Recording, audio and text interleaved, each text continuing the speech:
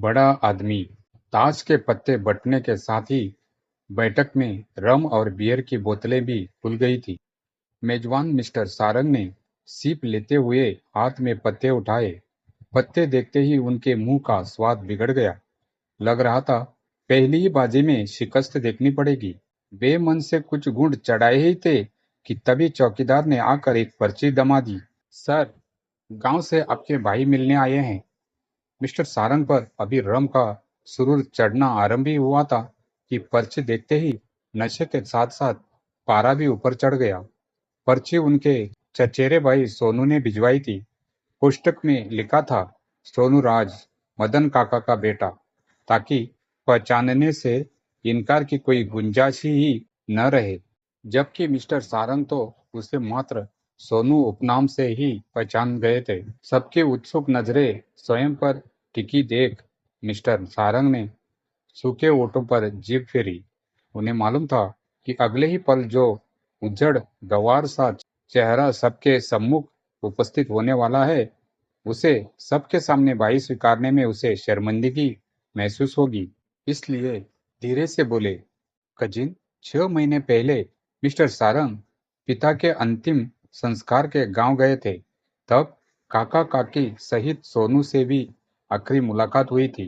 काका ने हाथ जोड़कर विनती की कि वो सोनू को शहर बुलवाकर किसी नौकरी पर लगा दें। किस सोच में डूब गए मिस्टर सारंग?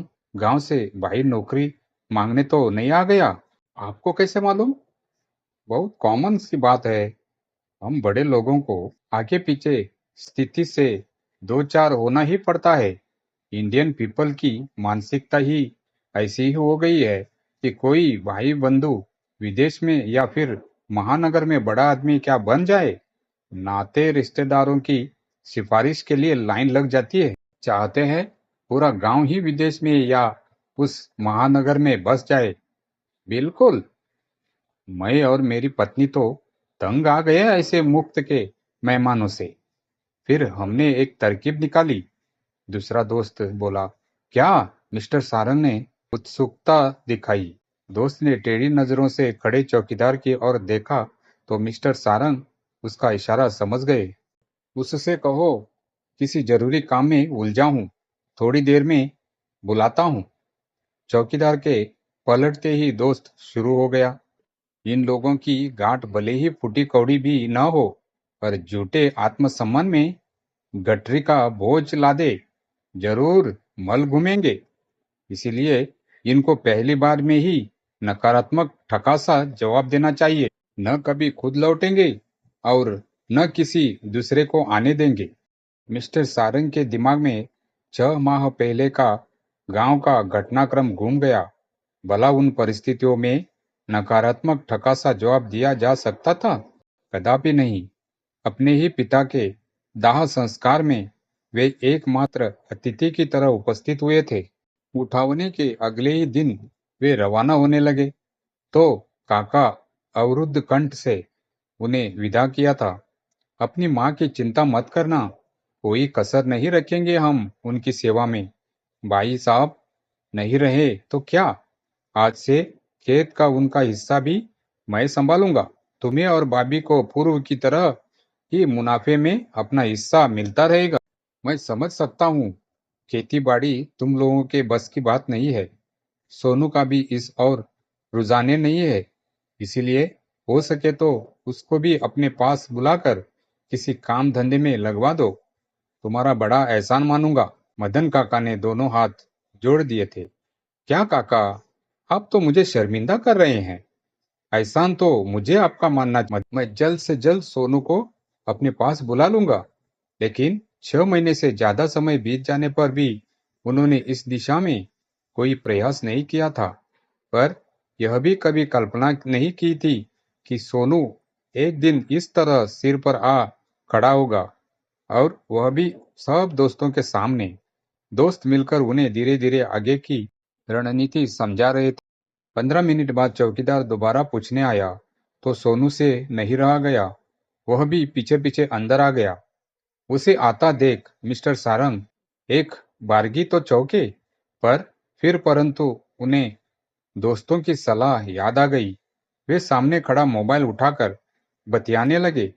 सोनू ने आकर उन सहित सभी दोस्तों के चरण स्पर्श किए तो सबने सकपकाकर अपने पांव पीछे खींच लिए। मिस्टर सारंग ने बिना नजरें उठाए एक हाथ हल्के से ऊपर उठा दिया और बतियाने में मशगूल रहे। जानबूझकर 2 मिनट की वार्ता को उन्होंने 10 मिनट खींचा। इस दौरान सोनू का हाथ बंधे बेचैनी से इधर उधर देखता रहा। फोन रखते हुए मिस्टर सारंग ने फिर व्यस्तता जाहिर की। अरे भाई, बाजी का क्या हुआ? पत्ते देखते देखते ही उन्होंने ग्लास उठाया। अरे, यह तो खाली है, जरा भरो तो इसे। उन्होंने खाली ग्लास सोनू के आगे कर दिया। सोनू सहमा सा ग्लास भरने लगा तो बाकी लोगों ने भी अपने खाली ग्लास उसके आगे कर दिए। हड़बड़ाहट में सोनू से कुछ बियर छलक गई। अरे अरे अरे अरे, क्या कर रहा है? कितनी महंगी ड्रिंक गिरा दी। जा, सामने रसोई से कपड़ा लाकर पोंछ दे, वरना कीमती कालीन खराब हो जाएगा। बड़े भाई के आदेश का पालन करने के बाद सोनू ने अपनी बात रखनी चाहिए। भैया, मेरा बक्सा अंदर ले आऊं? अरे चौकीदार, इसका बक्सा अपने उधर रखवा लो ताकि यह नहा धोकर तैयार हो जाए। खाना वाना भी खिला देना, रात काफी हो गई है। सवेरे मिलते हैं। अगले सुबह अखबार लेकर आए चौकीदार से मिस्टर सारंग ने सोनू को भिजवाने को कहा। जी, वो तो उसी वक्त लौट गया था। क्या? क्यों? पर अच्छा ठीक है। अखबार सामने था, पर मिस्टर सारंग का पढ़ने का मन नहीं हो रहा था। अब दिमाग में खराब पत्तों की खुन्नस थी, न नशे का सुरूर और न दोस्तों का प्रेशर। मिस्टर सारंग की अंत चेतना उन्हें बोध कर रही थी कि जो हुआ अच्छा नहीं हुआ, पर अब क्या किया जा सकता है? तीर तो कमान से निकल चुका है। फिर सोनू को भी कुछ तो धैर्य रखना चाहिए था, उनकी पोजीशन को समझना चाहिए था। जैसे जैसे अंतरात्मा धिक्कारती रही, मिस्टर सारंग बचाव में तर्क प्रस्तुत करते रहे। बेटे समीर की नाश्ते के लिए पुकार से उनकी चेतना लौटी। नाश्ता करते उनकी नजर ग्लास से दूध पीते हुए समीर पर पड़ी। समीर के मुंह पर दूध से मूंछ बन गई थी। मिस्टर सारंग का दिल धक से रह गया। मूछें उगने पर तो यह बिल्कुल सोनू लगने लगेगा। उम्र के अंतर के बावजूद कितना सौम्य है दोनों के चेहरे में। गांव में सोनू ख्याल भी तो कितना रखता था समीर का। पिता की अंतिम यात्रा के वक्त उन्हें पत्नी रंजना और बेटे समीर दोनों को ही गांव साथ ले जाना पड़ा था। समीर ने तो पहली बार गांव देखा था। उन्हें और रंजना समीर के स्वास्थ्य के लिए चिंतित देख सोनू ने स्वेच्छा से समीर की सारी जिम्मेदारी अपने कंधों पर ले ली थी। समीर के लिए कम मिर्च का खाना बनवाना, उबला हुआ पानी देने से लेकर उसे गांव घुमाने तक की सारी जिम्मेदारी सोनू ने पूरी शिद्दत से निभाई थी। पापा की देखा-देखी समीर भी उसे सोनू कहकर आवाज लगाता। मेरा ब्रोनविटा दे दे सोनू, मेरा टॉवेल कहाँ है? पर किसी ने उसे टोकने की जहमत नहीं उठाई। समीर मुंह साफ कर स्कूल के लिए तैयार होने चला गया तो मिस्टर सारंग भी बाथरूम में घुस गए। सिर पर शावर की बौछार ने उन्हें फिर वर्तमान में ला खड़ा किया। उनके जैसे बड़े आदमी को इस तरह बार बार भावनाओं में बहना शोभा नहीं देता। भावनाओं पर नियंत्रण रखा तभी तो इतने बड़े आदमी बनने के मुकाम तक पहुंच पाए। सूट बूट टाई पहनकर परफ्यूम छिड़कते हुए उन्होंने दर्पण में खुद को ऊपर से नीचे तक निहारा। अपने बाहरी व्यक्तित्व से वे पूर्ण संतुष्ट नजर आए, पर आंतरिक व्यक्तित्व, उफ, मिस्टर सारंग, आपकी सोच की सुई यदि बार बार इन छोटी छोटी बातों पर ही अटकी रही तो इतना विशाल कारोबार कौन संभालेगा? दर्पण में खड़ा उनका अक्स उनसे सवाल कर उठा। मिस्टर सारंग ने सोच की सुई को आगे बढ़ाने के अंदाज में से सिर को झटका दिया और तेज तेज कदमों से सीढ़ियां उतरते हुए नीचे अपने ऑफिस में पहुंच गए। वक्त के घूमते पहिए के साथ जिंदगी कुछ और आगे सरकती चली गई। मिस्टर सारंग अपने ऑफिस में फाइलें देख रहे थे कि मैसेज सारंग का फोन आ गया। आवाज काफी घबराई हुई थी। समीर के स्कूल वाले एरिया में दंगा हो गया है।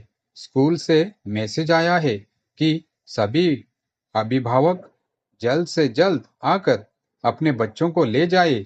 कभी भी कर्फ्यू लग सकता है। अब जल्दी जाकर उसे ले आइए। बात समाप्त करते करते तो रंजना रोने ही लग गई थी। तुम चिंता मत करो, मैं तुरंत निकलता हूँ। गाड़ी में बैठते बैठते मिस्टर सारंग ने एक दो फोन करके स्थिति की गंभीरता का पता लगाया। उनके बैठते ही ड्राइवर ने गाड़ी आगे बढ़ा दी। समीर बाबा के स्कूल ले चलो। जी। ड्राइवर ने स्पीड बढ़ाई, पर फिर तुरंत रोक दी। सर, स्कूल तो बहुत दूर है। गाड़ी में इतना पेट्रोल नहीं है। मैं पहले पेट्रोल डलवा लेता हूँ। ड्राइवर ने गाड़ी पेट्रोल पंप की ओर घुमा दी। ओहो, सब परेशानियां एक साथ ही आनी थी। जल्दी करो, कर्फ्यू लगने वाला है। उससे पहले समीर को लेकर लौटना है। पेट्रोल पंप पर लंबी कतार देख मिस्टर सारंग के चेहरे का रंग उड़ गया। वे कार से उतरकर दूसरी सवारी ढूंढने लगे। चारों ओर अफरा तफरी मची हुई थी। कोई रुकने को ही तैयार नहीं था। एकाध ऑटो पैसे के लालच में रुका भी तो एरिया का नाम सुनकर आगे बढ़ गया। हताश मिस्टर सारंग लाइन में आगे खड़े वाहनों से गुहार लगाने लगे कि पहले उन्हें पेट्रोल डलवाने दे। उनके बेटे की जिंदगी का सवाल है। लेकिन उनकी गुहार नकार खाने में तूती की आवाज सीधी हुई, क्योंकि हर कोई जल्दी में था। अचानक मिस्टर सारंग की नजर पेट्रोल डाल रहे कर्मचारियों में से एक पर टिटक गई। आवेश में वे चिल्ला उठे, सोनू, सोनू, मेरे भाई, पहले अपनी गाड़ी में पेट्रोल डाल दे। समीर को लेकर आना है। उधर दंगा हुआ है, वो कर्फ्यू में फंस जाएगा। सोनू पर कोई प्रतिक्रिया न होते देख उसके पास खड़े आदमी ने उसे झिंझोड़ा। वो साहब तुम्हें मदद के लिए पुकार रहे हैं। तुम्हारे भाई है क्या? कर्मचारी ने एक नजर उठाई और फिर से अपने काम में लग गया। मिस्टर सारंग का दिल हुआ हताश में अपने बाल नोच ले। तभी उनका मोबाइल बज उठा। घर से फोन था। रंजना की तबीयत बिगड़ गई थी। ब्लड प्रेशर गिर जाने से वह मूर्छित सी हो गई थी। मिस्टर सारंग के हाथ पांव फूल गए। ड्राइवर, गाड़ी घर की ओर मोड़ो। मैडम की तबीयत खराब है। रास्ते से डॉक्टर बत्रा को भी लेना है। जोर जोर से ड्राइवर को आदेश देते मिस्टर सारंग गाड़ी में बैठ गए। अगले ही पल ड्राइवर ने गाड़ी घुमा दी। इंजेक्शन देते ही मिसेज सारंग की होश आने लगा। मिस्टर सारंग की सांस में सांस आ गई, लेकिन समीर की चिंता अब भी उनके होश उड़ाए थी। स्कूल का फोन भी व्यस्त आ रहा था। उन्होंने उधर रह रहे अपने एक परिचित को फोन लगाना चाहा, पर उनसे भी संपर्क नहीं हो पाया। होश में आते ही मिसेज सारंग की जुबान पर फिर से समीर का नाम आ गया। मिस्टर सारंग को जिंदगी में कभी भी इतनी विकट स्थिति का सामना नहीं करना पड़ा था।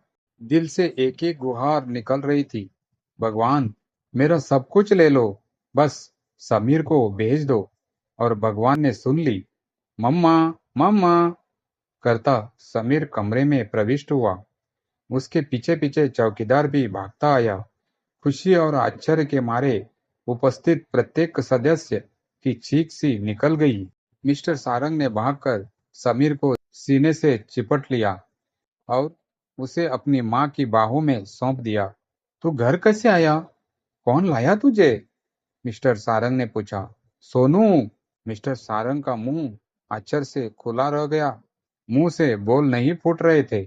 समीर को लगा पप्पा मम्मा शायद पहचान नहीं पाए।